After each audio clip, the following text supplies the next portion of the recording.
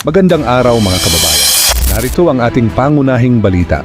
Patuloy na tumitindi ang tensyon sa pagitan ng Estados Unidos at Iran habang pumapasok sa panibagong yugto ang labanan sa Middle East. Sa loob ng ilang araw ng operasyon militar, iniulat ang sunod-sunod na pag-atake laban sa mga pasilidad at infrastrukturang may kaugnayan sa kakayahang militar ng Iran.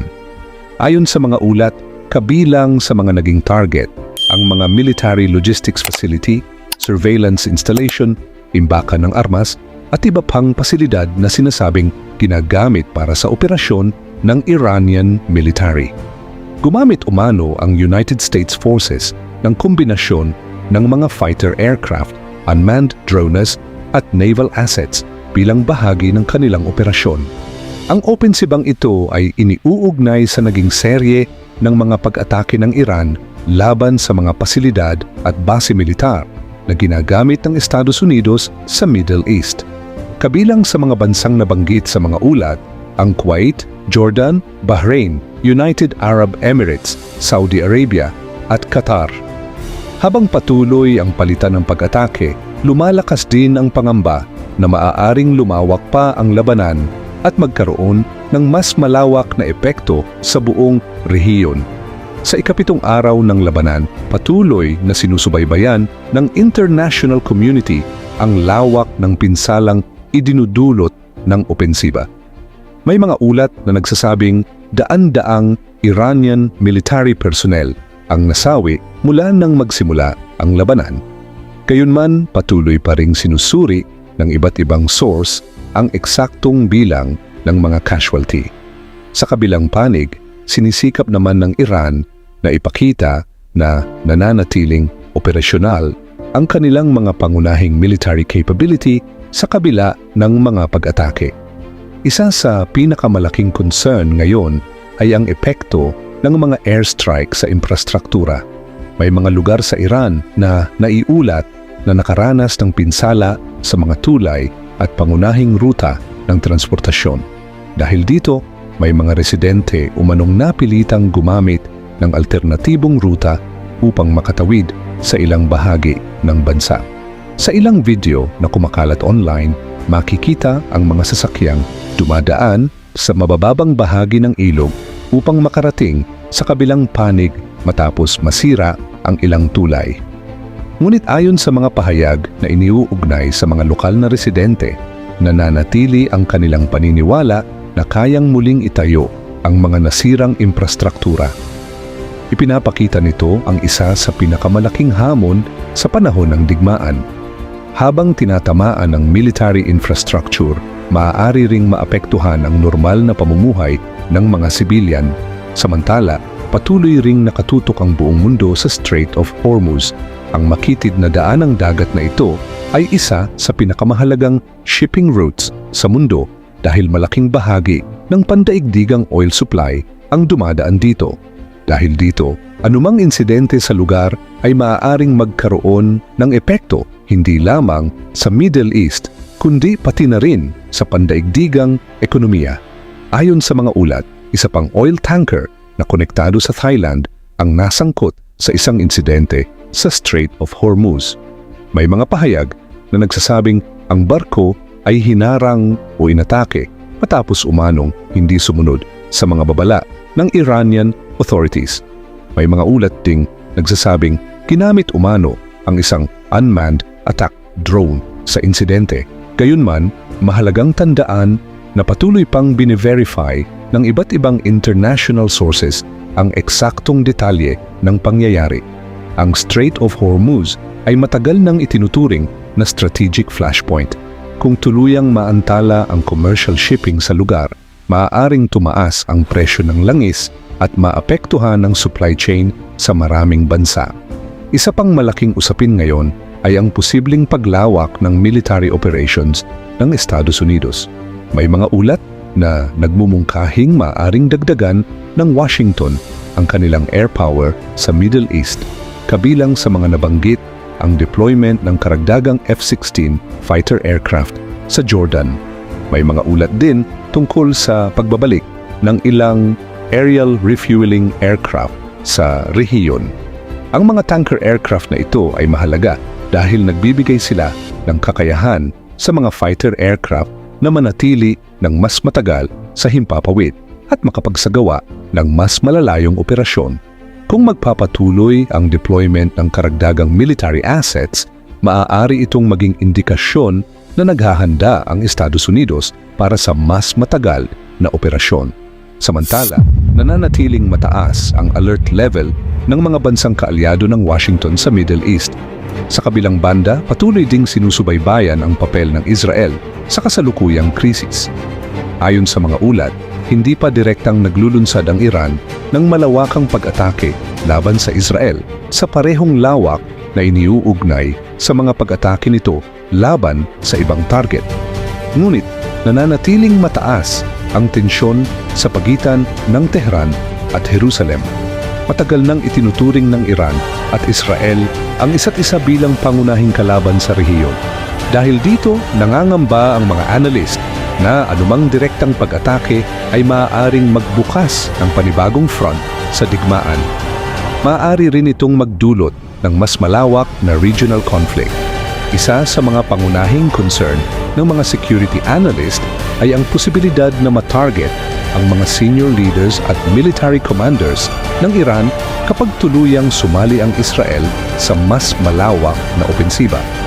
Ngunit sa ngayon, nananatiling hindi malinaw kung paano eksaktong gagalaw ang bawat panig sa mga susunod na araw. Samantala, may isa pang development na may kaugnayan sa Syria at Lebanon. Ayon sa mga ulat, nakumpiska umano ng Syrian forces ang ilang military equipment na sinasabing sinusubukang ipadala mula Iran patungo sa Lebanon. May mga alikasyon na ang mga kagamitang ito ay maaaring mapunta sa Hezbollah, isang grupong suportado ng Iran. Kung mapapatunayan, maaari itong maging indikasyon ng patuloy na regional military network na ginagamit ng Tehran upang mapanatili ang impluensya nito sa Middle East. Ngunit tulad ng ibang impormasyon mula sa conflict zone, kailangan pa ring hintayin ang independent verification bago makumpirma ang eksaktong detalye. Ang insidenteng ito ay muling nagbukas ng tanong kung posible nga bang magkaroon ng tunay at pangmatagalang ceasefire sa rehiyon.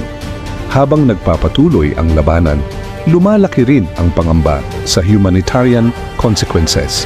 Kapag nasira ang mga tulay, kalsada at iba pang critical infrastructure, hindi lamang military operations ang naaapektuhan.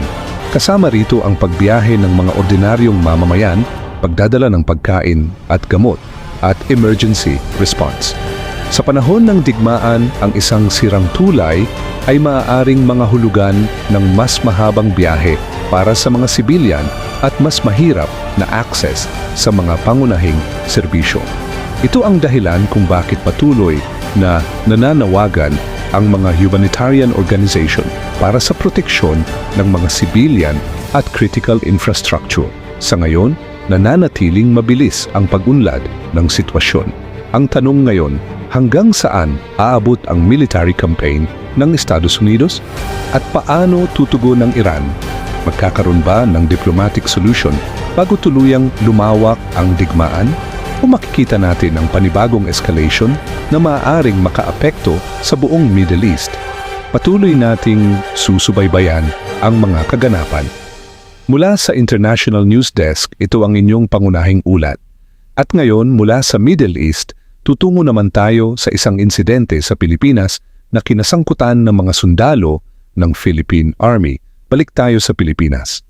Isang military convoy ang nakaranas ng insidente sa Maguindanao del Sur matapos umanong ihagis ng mga hindi pa nakikilalang suspek ang isang granada sa direksyon ng mga sundalo.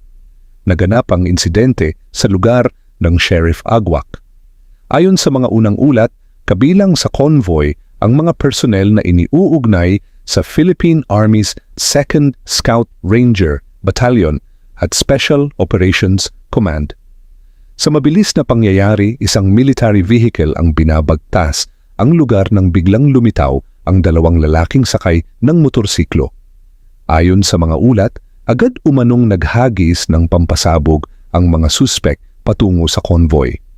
Ngunit dahil naging alerto ang driver ng sasakyan, mabilis nitong naiwasan ang direktang pagtama ng granada. Ang mabilis na reaksyon ng driver ay maaaring nakatulong upang maiwasan ang mas malaking pinsala. Gayunman, sa kabila ng pag-iwas ng sasakyan, may mga naiulat na nasugatan. 2 army personnel at 3 sibilyan ang iniulat na nagtamo ng injuries at agad na dinala para sa medical treatment. Patuloy naman ang investigasyon ng mga awtoridad upang matukoy kung sino ang nasa likod ng insidente. Ayon sa mga paunang impormasyon, ang military convoy ay nasa lugar para sa isang routine movement. Habang naglalakbay ang mga sundalo, bigla umanong sumulpot ang 2 lalaki na sakay ng isang motorsiklo. Ilang sandali lamang ang lumipas bago umano naghagis ng granada ang mga suspect. Mabilis na kumilos ang driver ng military vehicle upang makaiwas. Matapos ang insidente, agad na nagkaroon ng response mula sa security forces. Isinarapan samantala ang ilang bahagi ng lugar habang nagsasagawa ng security assessment ang mga awtoridad. Sinimulan din ang investigasyon upang matukoy ang pagkakakilanlan ng mga suspect at ang posibleng motibo sa likod ng pag-atake. Sa ngayon, wala pang kumpirmadong impormasyon kung anong grupo ang responsable. Mahalaga rin para sa mga awtoridad na matukoy kung ang insidente ay konektado sa isang mas malaking security threat o isang hiwalay na insidente. Ang Maguindanao del Sur ay kabilang sa mga lugar sa Mindanao na matagal nang nakaranas ng iba't ibang security challenges. Dahil dito, nananatiling mahalaga ang presensya ng mga security forces upang mapanatili ang seguridad ng mga komunidad. Ngunit sa kabila nito, patuloy na nananawagan ang mga lokal na opisyal sa mga residente na manatiling mapagmatsyag at agad na i-report sa mga awtoridad ang anumang kahina-hinalang aktibidad. Samantala, patuloy na inaalam ng Philippine Army ang buong detalye ng insidente. Isa sa mga pangunahing tanong ngayon ay kung paano nakalusot ang mga suspect at kung mayroon silang koneksyon sa isang organisadong grupo. Sa mga ganitong insidente, mahalaga ang mabilis na koordinasyon sa pagitan ng military at local law enforcement. Kailangan ding suriin ang mga posibleng CCTV footage, witness testimony, at iba pang ebidensya na maaaring makatulong sa pagkilala sa mga suspect. Patuloy din ang security operations sa lugar habang hinahanap ang mga responsable. Samantala, ang mga nasugatan ay patuloy na tumatanggap ng medical care. Wala pa namang inilalabas na kumpletong impormasyon tungkol sa kanilang kondisyon. At mula naman sa Pilipinas, balikan natin ang international situation. Habang nangyayari ang insidenteng ito sa Mindanao, patuloy namang tumitindi ang tensyon sa Middle East. Ang mga kaganapan sa pagitan ng Estados Unidos at Iran ay patuloy na sinusubaybayan ng buong mundo. Mula sa mga airstrike at military operations hanggang sa mga insidente sa Strait of Hormuz, bawat bagong development ay maaaring magkaroon ng malaking epekto sa global security at ekonomiya. Kung magpapatuloy ang pag-atake sa mga military target at critical infrastructure, maaaring mas lumaki ang pressure para sa isang diplomatic resolution. Ngunit kung hindi magtagumpay ang negosasyon, may pangamba na maaaring lumawak pa ang labanan. Isa sa pinakamalaking concern ay ang epekto nito sa energy market. Ang Strait of Hormuz ay isa sa pinakamahalagang daanan ng langis sa mundo. Anumang seryosong disruption sa shipping ay maaaring magdulot ng pagtaas ng presyo ng langis at iba pang pangunahing bilihin sa iba't ibang bansa. Maaari rin itong makaapekto sa mga bansang umaasa sa imported energy. Sa ganitong uri ng conflict, hindi lamang military power ang mahalaga. Malaki rin ang papel ng diplomacy.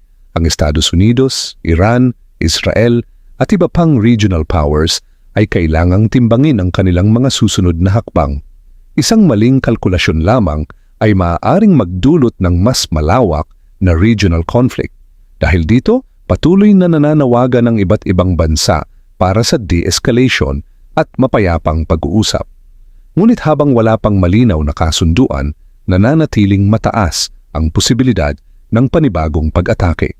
Sa ngayon, patuloy nating susubaybayan ang bawat development. Sa Pilipinas, hinahanap ng mga autoridad ang mga responsable sa pag-atake sa military convoy sa Maguindanao del Sur. Sa Middle East naman, patuloy na binabantayan ang mga operasyon ng Estados Unidos at Iran, pati na rin ang sitwasyon sa Strait of Hormuz. Mga kababayan, sa panahon ng mabilis na pagbabago ng mga pangyayari, mahalagang kumuha ng impormasyon mula sa mapagkakatiwalaang news sources at iwasang agad maniwala sa mga hindi beripikadong video o post na kumakalat online. Kami ang inyong katuwang sa paghahatid ng mga balita. Patuloy naming susubaybayan ang mga pangyayari at magbibigay ng updates kapag may bagong kumpirmadong impormasyon. Mula sa aming newsroom, maraming salamat sa inyong patuloy na pagtutok. Ako ang inyong news anchor. Ito ang inyong breaking news update.